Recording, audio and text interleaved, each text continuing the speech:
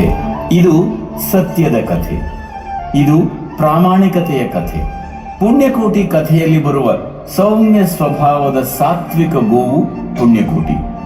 ಖೂಳ ವ್ಯಾಘ್ರನ ಆಕ್ರಮಣಕ್ಕೆ ತುತ್ತಾಗಿ ತನ್ನ ತಾಳ್ಮೆ, ಸಹನೆ ಮತ್ತು ಸತ್ಯ ನಿಷ್ಠೆಯಿಂದ ದುರುಳ ವ್ಯಾಘ್ರನ ಮನಸ್ಸನ್ನು ಪರಿವರ್ತಿಸುವ ಕಥೆ ಈ ಪುಣ್ಯಕೋಟಿಯ ಕಥೆ.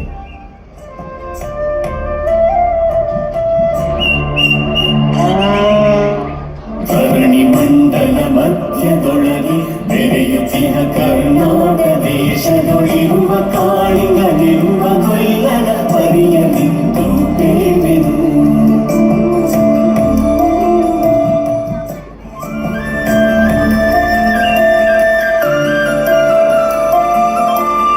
ಎಳೆಯ ಮಾವಿನ ಮರದ ಕೆಳಗೆ ಕೊಡಲ ನೂರುತ ಗೊಲ್ಲ ಗೌಡರು ಮನಸ್ಸಿನಿಂದ ಗುರುಗಳನ್ನು ಬಳಿಗೆ ಕರೆದನು ಹರುಷರೇ.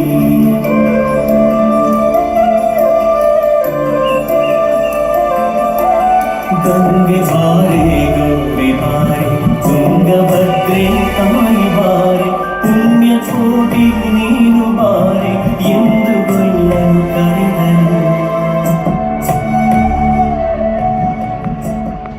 ಗೊಲ್ಲ ಕರೆದ ದನಿಯ ಕೇಳಿ ಎಲ್ಲ ಹಸುಗಳು ಬಂದು ನಿಂತು ಚೆಲ್ಲಿ ಸುರಿಸಿ ಹಾಲು ಕರೆಯಲು ಅಲ್ಲಿ ತುಂಬಿತು ಬಿಂದಿಗೆ.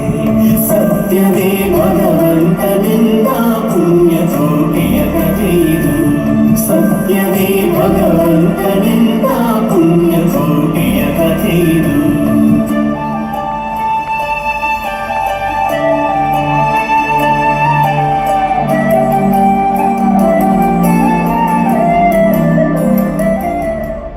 ಹಬ್ಬಿದಾಮಲೆ ಮಧ್ಯದೊಳಗೆ ಅದ್ಭುತವೆಂದೆಂಬ ವ್ಯಾಘ್ರನು ಅಬ್ಬರಿಸಿ ಹಸಿ ಹಸಿದು ಬೆಟ್ಟದ ಕಿಪ್ಪಿಯೊಳು ತಾನಿದ್ದನು.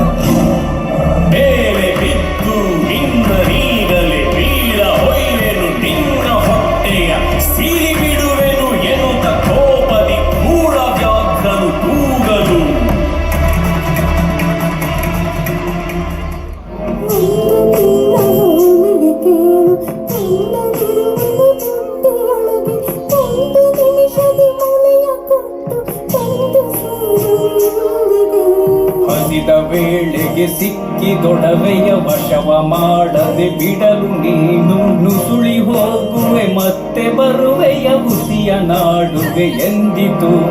ಸತ್ಯವೇ ನಮ್ಮ ತಾಯಿ ತಂದೆ, ಸತ್ಯವೇ ನಮ್ಮ ಬಂಧು ಬಳಗ, ಸತ್ಯವಾಕ್ಯಕ್ಕೆ ತಪ್ಪಿ ನಡೆದರೆ ನಿಜದ ಪರಮಾತ್ಮನು.